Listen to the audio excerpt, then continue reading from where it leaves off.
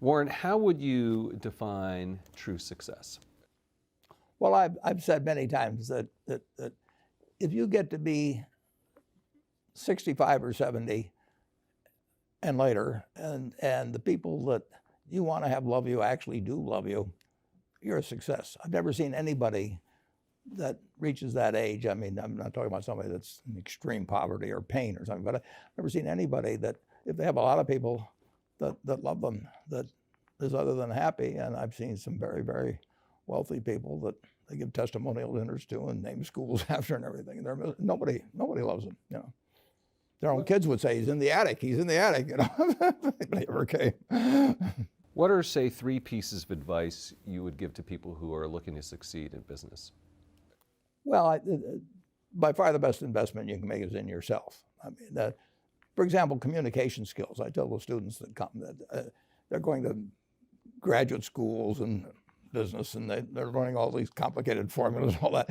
If they just learn to communicate better, and both in writing and in person, they increase their value at least 50%. And, I mean, if you can't communicate, somebody says, you know, it's like winking at a girl in the dark. Nothing happens, you know, basically. And you have to be able to get forth your ideas, and that's relatively easy. I did it myself with the Dale Carnegie course. Some people wish I'd taken a shorter course now in terms of my talking later on, but it's just hugely important. And if you invest in yourself, nobody can take it away from you. I mean,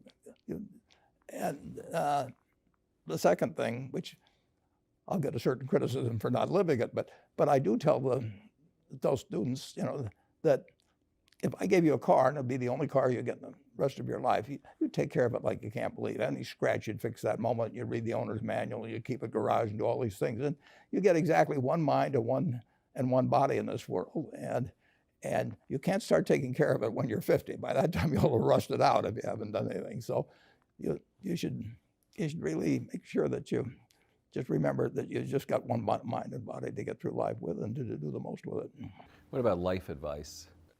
Well, life advice is, you know, the most important thing, aside from the things I've talked about already, is really who you associate with. You want to associate with people that are better than you are. I mean, basically, you'll go in the direction of the people that you associate with, and you want to have the right heroes. You want people, if you want to emulate somebody, you better pick very carefully who you want to emulate. And when obviously you can't pick your parents. They're going to have an enormous influence on you, but you don't get a choice on that. But you get choices as you go down the line, and who you admire, who you want to copy, and the most important for most people in terms of that decision is their spouse. It's also important in terms of a partner in business, but the partner in life is the most important one. You want to pick a spouse that's better than you are, and then he or she, and you hope they don't figure it out too fast. Great. Biggest mistakes people make when investing? Well, they try to, they just don't realize that all you have to do is just buy a cross-section of America and then never listen to people like me or read the papers or do anything subsequently. They think that because you can trade, you should trade. You buy a farm, you buy an apartment house, you can't resell it tomorrow, and you know the cost of moving around. Now you get something handed to you, liquidity, you know, which is instant. You can sell, and the cost of doing it are pennies, you know, compared to other kinds of investment activity. So because they can so easily move around, they do move around, and moving around is not smarter than investing. You have a pretty cool morning routine regarding what you have for breakfast and how prosperous you feel. What is that? Well, I now actually send somebody over to McDonald's usually to get me something. Since the publicity I got from earlier describing my habits at McDonald's, I now have somebody go in the office, but that was more for entertainment value. I eat exactly what I like to eat. If I liked it on my 6th birthday, at my 6th birthday party when we had hot dogs and hamburgers and Coke and ice cream with chocolate, I still like it. And I don't care about anything subsequently. I discovered it all by the time I was 6. if somebody offered me a deal when I was 20 and said, you're going to live 1 year longer, instead of living to 88, you'll live to 89 or whatever it may be, if you eat nothing but broccoli and Brussels sprouts and onions and all these things. I just said, I'll take the last year off. It probably won't be that good anyway. I mean, so I eat what I like to eat.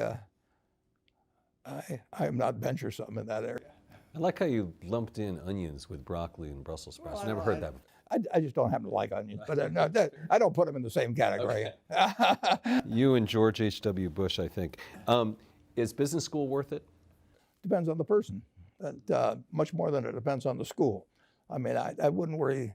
Some people are going to get a lot out of advanced education, and some people are going to get very little. And I don't even think it's important that every person go to college at all. I mean, we have all kinds of jobs at 70 or so thousand a year, 80,000 a year, that college training is not of use. And I actually was not keen on going to college myself. Yeah, my dad kind of jollied me into it. He could get me to do anything. But if they'd had an SAT test in those days, he would have taken the test for me. but because I knew I could have a good time, and I liked investing, and I didn't really feel I could read the books. So I don't, it's a big commitment to take 4 years, and the cost involved, and maybe the loans involved, and everything. And I think, depending on what your interests are in life, I don't think it's for everybody. I think it's for a lot of people, but there ought to be a reason you're going, and I didn't really see much reason. All right, last question. So lightning round, so there's a few. Do you ever drink water? Only under duress. What is your favorite all-time song, Warren? It's undoubtedly, it's My Way. What about movie? Favorite movie? Well, I like The Bridge on the River Kwai because of there were a lot of lessons in that. Plus, it was enormously fascinating. Catchy tune also. Pardon me? Catchy tune also. Yeah, Right. very. Right. But the ending of that was sort of the story of life. He created the railroad, and did he really want the enemy to come in across it? Got it. Favorite book? Well, the favorite book from an the book that had the most impact on my life was The Intelligent Investor by Ben Graham. I knew you were going to say that. Favorite TV show? It's probably going to be it would be Nebraska in some huge bowl game and winning. And finally, what do you carry in your wallet, and how much money do you tend to carry around? Well, I probably carry maybe $400. I actually my wife likes to use cash, so I just take home a chunk of cash every now and then she doles it out. She looks at my billfold and sees whether all the hundreds are gone. Sticks a few in there, but it's pretty simple. And credit cards? I've got an American Express card, which I got in 1964, but I pay cash 98% of the time. If I'm in a restaurant, I always pay cash. It's just easier.